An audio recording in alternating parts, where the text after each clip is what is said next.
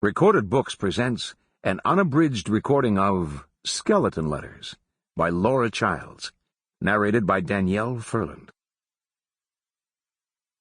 Chapter 1. Carmela Bertrand stepped into the dark interior of St. Tristan's church and uttered one word. Spooky. Not only was this historic pile of stones tucked discreetly into New Orleans' freewheeling French Quarter, but it lent a note of Gothic sobriety. Dim overhead lights spilled muddy puddles of light down the center aisle. An ornate wooden altar with a large gold cross and tabernacle loomed at the far end, flanked by 2 red lamps. Tucked down both sides of the church were small chapels and prayer nooks where flickering vigil lights cast dancing shadows across the faces of painted, peeling statues, giving them an uncanny, animated look. All around were the rustlings of unseen people as beads rattled, doors closed softly, and footsteps whispered on slate floors. Choir practice had just concluded, and it felt like the final notes of "Abide with Me" still hung thick in the air. Blinking rapidly, Carmela fought to adjust her eyes and take in the vaulted arches, dark confessionals, and gigantic pipe organ, which all seemed to impart an air of monastic seclusion and deep solemnity. "It's almost like something out of Phantom of the Opera," she murmured to her friend, Ava Grieux, who was a step behind, juggling a large hand-lettered poster. "Or the Hunchback of Notre Dame," Ava offered. "You remember that poor, twisted creature scrabbling around in the bell tower?"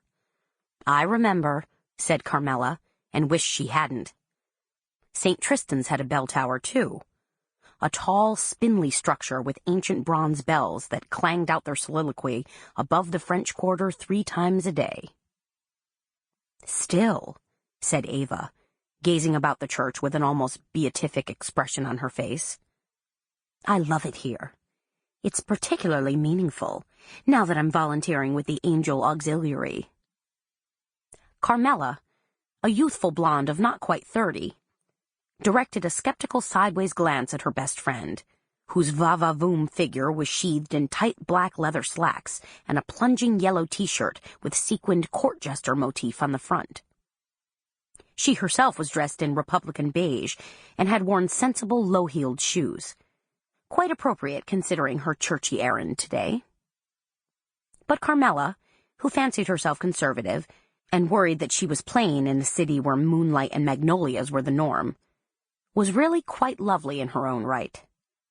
Her skin glowed with a peaches and cream luminosity. Blue-gray eyes mirrored the color of the Gulf of Mexico, and she projected an upbeat air of barely contained mirth and energy.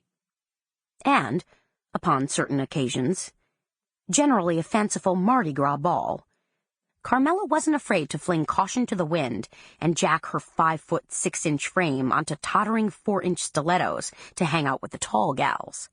And the tall guys, naturally. Still, the fact remained, when Ava strutted her stuff with the assurance of a peacock, Carmela sometimes felt like a little brown wren. Got to ratchet up the sizzle, Carmela told herself. Buy a Wonder Bra or a purple silk teddy. Spritz on a cloud of Chanel No. 5. Keep that boyfriend of mine on his toes. Although maybe I shouldn't be thinking about all this in church. "People don't realize," said Ava, dipping 2 fingers into a marble holy water font, crossing herself, then turning innocent, practically guileless eyes on Carmela, "that I'm a very strict Catholic." "Really?" Carmela's tone was purposefully flat. No question intended, no judgment made. Just a bushel basket full of curiosity. Like, had the church elders ever dug into Ava's background? Did they know she was the proprietor of the Juju Voodoo shop? Carmela thought not. But seriously, what was the harm in a voodoo shop owner working as a docent in church? Nothing really. Because Ava was Ava, a retired beauty queen who partied her brains out and was known to enjoy a romantic fling or two. or 8 or 9. Sample complete. Ready to continue?